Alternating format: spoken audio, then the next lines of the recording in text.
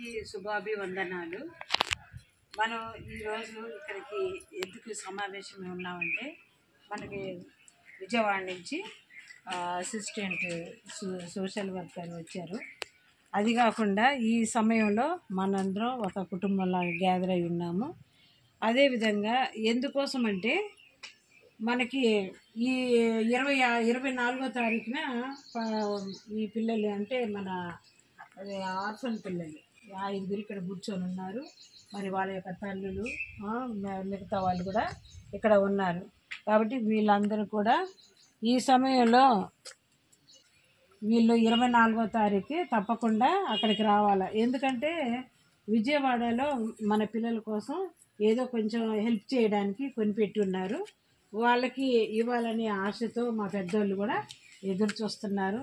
ఎప్పుడో ఇవ్వాల్సింది అయినా కూడా ఈ సమయం గొప్ప సమయం అనుకోవాలా, ఇదొక మంచి సమయం అనుకోవాలి, మనకి ఇదొక మంచి అవకాశం అనుకోవాలి. అంతేగాని మనం ఎప్పుడైనా కూడా పెద్దోళ్ళు చెప్పింది అంటారు కదా, పెద్దలు యొక్క మాట సద్దిమూట అంటారు. అదేవిధంగా పెద్దల మాట వినాలి.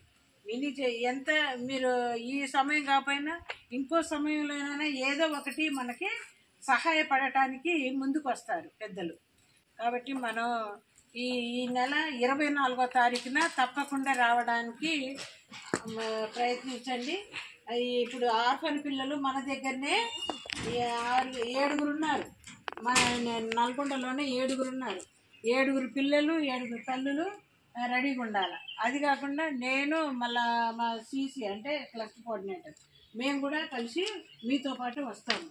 కానీ వాళ్ళు మా సంస్థ నుంచి ఏదైనా వెహికల్ తీసుకొని రండి అని కూడా మంచి మనసుతో మనకి చెప్పి ఉన్నారు. కాబట్టి ఏదైనా మనం ఒక వెహికల్ తీసుకొని ఏదన్నా ఒక చిన్న ఏంటి జీప్ వల్ల మీరు అందరూ ఓర్పుగా కూర్చొని ఓర్పుగా ఈ మాటలన్నీ విన్నందుకు చాలా సంతోషం.